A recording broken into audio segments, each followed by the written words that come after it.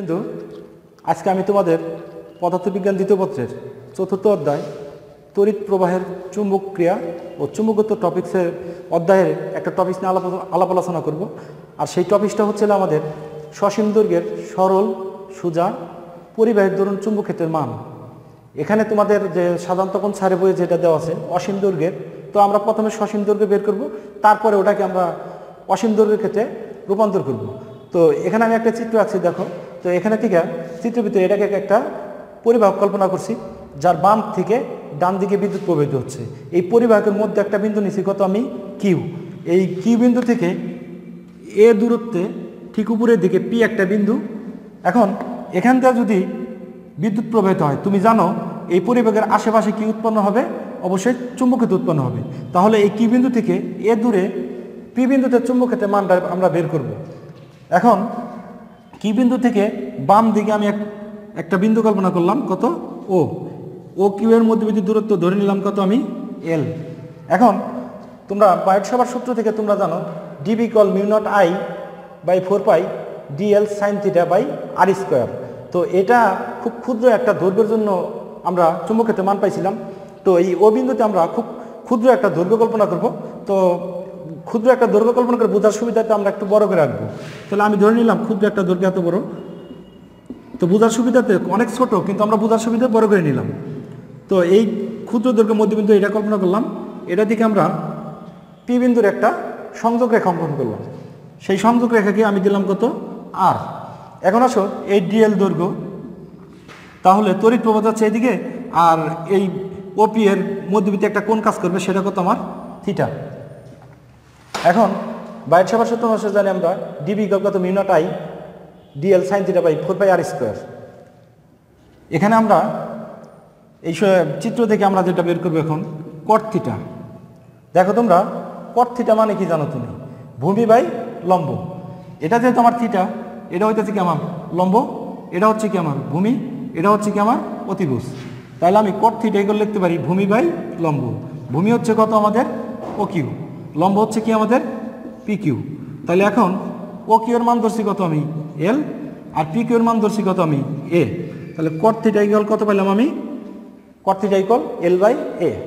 এখন তোমরা হয়তো আগে থেকেই জানো যে এরকমভাবে যদি আমরা কোনো চতুর্ঘাত অঙ্কন করি, তো এই পয়েন্টের এই পাশে যেগুলো থাকে এক্স এর মান পজিটিভ, এই পাশে যেগুলো থাকবে এক্স এর মান কী হবে আমার নেগেটিভ। তাহলে তুমি যদি এখানে কিউবটাকে সাম্যবিন্দু বা প্রসঙ্গবিন্দু বা মূল বিন্দু হিসাবে ভাবো, তাহলে ওই পাশের দৈর্ঘ্যটা হবে পজিটিভ, এই পাশের দৈর্ঘ্য হবে কি নেগেটিভ। তাহলে সেই অনুপাতে আমরা এখানে অবশ্যই একটা কি চিহ্ন দিতে পারি? নেগেটিভ চিহ্ন দিতে পারি। তো এখন এটাকে আমি আবার একটু রূপান্তর করতে পারি, এল ইকুয়াল মাইনাস এ কট থিটা। এল ইকুয়াল পেলাম আমি এল ইকুয়াল মাইনাস এ কট থিটা।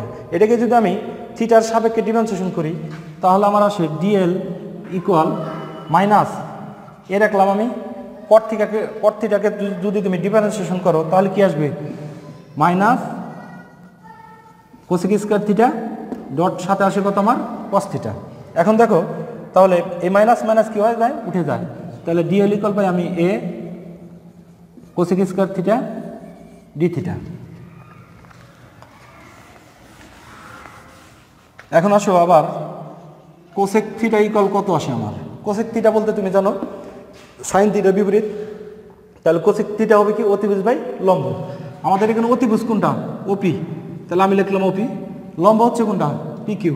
আমি লিখলাম কত? P Q. তাহলে ওপি ইকুয়াল আমি লিখতে পারি পি কিউ কোসেক থিটা। এখন দেখো পি কিউ এর মানটা কত আমার? এ কোসেক থিটা। আর ওপি কত আমার? আর। তাহলে ডিএল ইকুয়াল পেলাম আমি a cosec square theta d theta, r equal পেলাম কত? A cosec theta. এই দুইটা মানই আমরা এই সমীকরণে আমরা বসিয়ে দেব। তাহলে এখানে থেকে আমি একটু আলাদা করি, মিউ নট আই বাই 4 রাখলাম। ডিএল এর মান আমি কত পাইছি? এখানে ডিএল এর মান পাইছিলাম আমি a cosec square theta d theta, সাথে আছে কত আমার সাইন থিটা। আবার আর এর মান তুমি কিছু আগে দেখছো কত? আর ইকুয়াল কত? A cosec theta. তাহলে আমরা এখানে আর এর ক্ষেত্রে বসে দিই এ কোসেক থিটা, আর এর উপরে যদি স্কোয়ার আমরা স্কোয়ার দিলাম। এখানে মিউ নট আই বাই 4 পাই।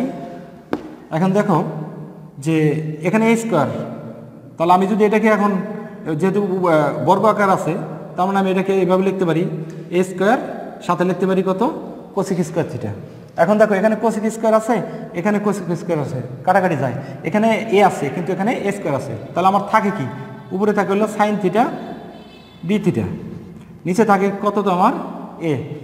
তাহলে আমি এই সমীকরণের একটা রূপ পেলাম mu naught I by 4 pi এ, সাথে পেলাম কত আমি সাইন থিটা ডি থিটা। সেটা কত ক্ষুদ্র একটা চুম্বক ক্ষেত্রের মান, কার জন্য ক্ষুদ্র একটা দৈর্ঘ্যের জন্য। এখানে যে আমরা ডিএল দৈর্ঘ্য ধরছিলাম সেটা কত ছিল অনেক ছোট ছিল, সেটা ছিল কত ডিএল। এই ডিএল দৈর্ঘ্যের জন্য আমরা চুম্বক ক্ষেত্রের মান পাইলাম এইটা। এখন যদি তুমি পুরা পরিবাহকটা নিতে চাও তাহলে তোমাকে চিত্র চেঞ্জ হবে বা তোমাকে সমীকরণটাও চেঞ্জ হবে। তাহলে পুরা দৈর্ঘ্যের জন্য নিলে তুমি এখানে ইন্টিগ্রেশন দিবা, আবার এখানেও একটা ইন্টিগ্রেশন চিহ্ন দিবা।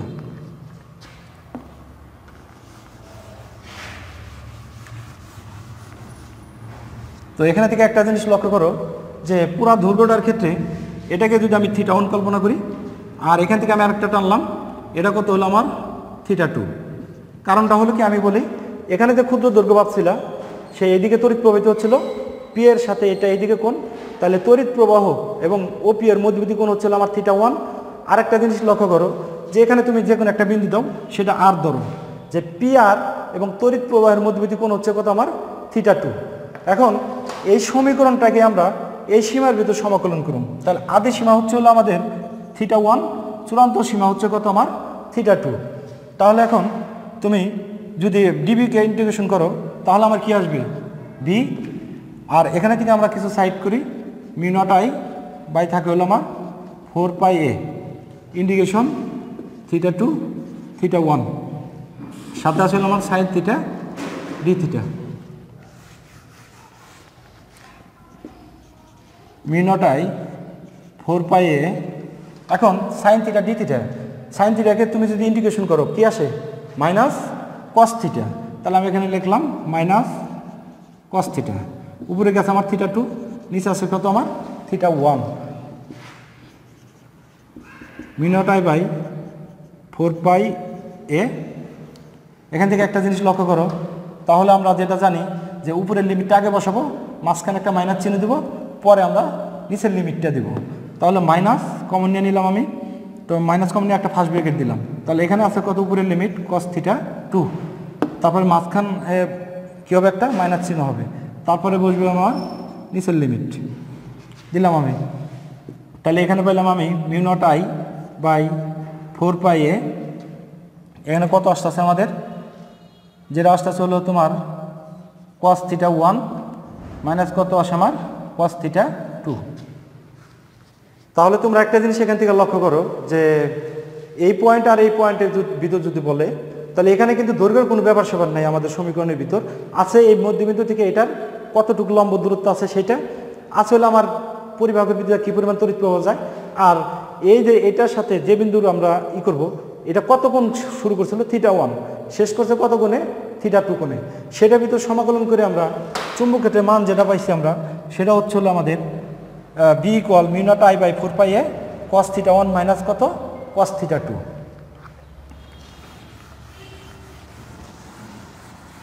এখন আমরা অসীম দৈর্ঘ্যের ক্ষেত্রে চিন্তা ভাবনা করবো যে অসীম দৈর্ঘ্যের ক্ষেত্রে কী আসতে পারে, অসীম দৈর্ঘ্যের ক্ষেত্রে কেমন হতে পারে। অসীম দৈর্ঘ্য বলতে কোনটাকে বোঝানো হচ্ছে, ধরে নাও এ পাশে তুমি এল টেন্স টু মাইনাস ইনফিনিটি, এ পাশে ধরে নাও তুমি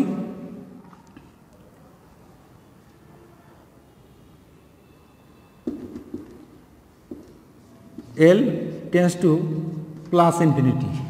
তার মানে বোঝানো হয়েছে এই পাশে অসীম আছে মধ্যবিন্দুর, ওই পাশে অসীম আছে, সেই ক্ষেত্রে তোমার থিটা 1 এর মান কী হবে আর থিটা 2 এর মান হবে। এখানে আমি মুছে দিছি, তো এখানে এটাকে তুমি লজিক্যালভাবে এটাকে থিটা 1 কল্পনা করতে পারো, আবার এই লজিক্যালভাবে এটাকে কী কল্পনা করতে পারো তুমি থিটা 2। তো যখন এল টেন্স টু মাইনাস ইনফিনিটি হবে, যখন এল টেন্স টু মাইনাস ইনফিনিটি হবে তখন থিটা 1 অবশ্যই কী হবে টেন্স টু 0 হবে। যখন এল টেন্স টু প্লাস ইনফিনিটি হবে তখন থিটা টেন্স টু কত হবে, অবশ্যই হবে পাই। এটার যদি তুমি ম্যাথমেটিক্যালভাবে যাও কটের অপশনের ভিতর মানগুলো বসিয়ে দিবা, অবশ্যই আসবে। যেমন কটের ক্ষেত্রে আমরা কী পাইছিলাম, কট থিটা ইকুয়াল কত, মাইনাস এল বাই এ পাইছিলাম আমরা, মাইনাস এল বাই এ। তুমি এখানে এই মাইনাসটা এখানে বসিয়ে দাও, তাহলে থিটা অপশনের ভিতর পাবে কত, অবশ্যই 0 পাবা। আবার এখানে এল টেন্স টু কত, প্লাস ইনফিনিটি, এখানে প্লাস ইনফিনিটি বসাও, অবশ্যই থিটা মান কী পাবা, তুমি পাই পাবা। এটা আমাদের ম্যাথমেটিক্যাল টার্ম, গাণিতিকভাবে আমরা হিসাব করতে পারি। আবার যদি তুমি বলো যে তোমার চোখের দৃষ্টিকোণ থেকে হিসাব করবা, সেটাও করতে পারো। সেটা কেমন হয় আমরা একটু দেখি। ধরে নাও এটা এই অপশনের ভিতর যে এরকম একটা রেখা আছে, অসীম এই অবস্থা, তো এখানে একটা বিন্দু আছে। এক্সাম্পল আমি বোঝানোর জন্য বলতেছি যে এটা আছে 2 মিটার, কিন্তু তুমি এই কিউ বিন্দু থেকে ধরে নাও তুমি 1000 কিলোমিটার দূরে আছো, তাহলে এই পি বিন্দু আর কিউ বিন্দু তোমার কাছে একই মনে হবে। তার মানে পি বিন্দু আর কিউ বিন্দু যদি একই মনে হয়, দেখো যে এই বিন্দু আর কি পি বিন্দু আর কিউ বিন্দু যদি একই মনে হয়, তার মানে অবশ্যই ওখানে কি থিটা ইকুয়াল কত, 0 ডিগ্রি। এখন আবার অপোজিট অপশনে যাই আমরা, যে তুমি অসীমে আছো, অসীম কোথায় থাকতে পারে, মনে করো ডট ডট দেওয়া, তুমি এখানে আসো, এখানে থেকে তুমি মনে করো 10,000 কিলোমিটার, বা আগের অপশনই ধরতে পারো যে 5,000 কিলোমিটার বা 2,000 কিলোমিটার। তাহলে এই পি বিন্দু আর কি বিন্দু তুমি একই দেখবা। সেই অপশনের ভিতরে একটা জিনিস দেখো, এই পি বিন্দু আর কি বিন্দু যদি একই দেখো, এখানে আছে আর তড়িৎ প্রবাহ আছে কিন্তু এদিকে, তাহলে তুমি যদি ডিরেকশন করো তাহলে কত হয়, 180। 180 বলতে কি বোঝায়, আমার পাই বোঝায়। তার মানে আমরা দেখলাম যে অসীমের ক্ষেত্রে থিটা মান কত আসবে, 0, আর ডান পাশের অসীমের ক্ষেত্রে থিটা মান আসবে কত, 180। তো আমরা কিছুদিন আগে যে সমীকরণ প্রমাণ করেছিলাম, বি ইকুয়াল কত, mu naught I by 4 pi A cos theta 1 minus cos theta 2। এই সমীকরণের ভিতরে আমরা থিটা 1 এবং থিটা 2 মানটা বসিয়ে দিই।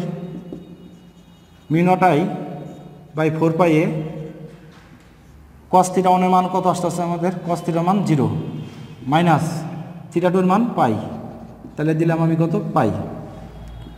Mu naught I by 4 pi A cos 0 degree মান কত জানো তুমি, 1, আর কস 180 ডিগ্রি মান জানো কত, -1, সামনে একটা মাইনাস আছে, তাহলে কত হবে, অবশ্যই আমাদের +1 হবে।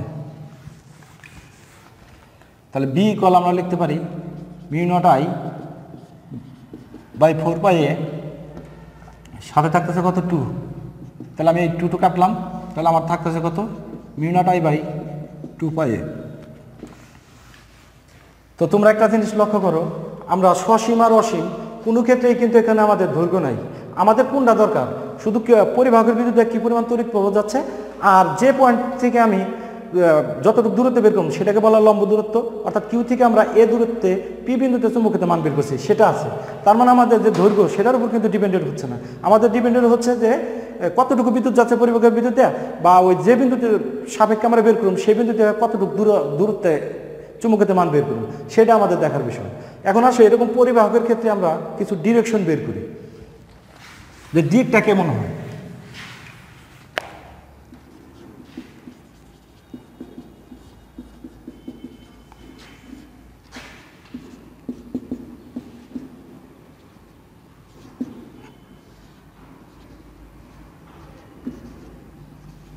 এখন যদি তুমি চুম্বক ক্ষেত্রে ডিরেকশনটা বের করো, তোমাকে অবশ্যই ফ্লেমিংয়ের ডান হস্ত নিয়মটা খাটাতে হবে।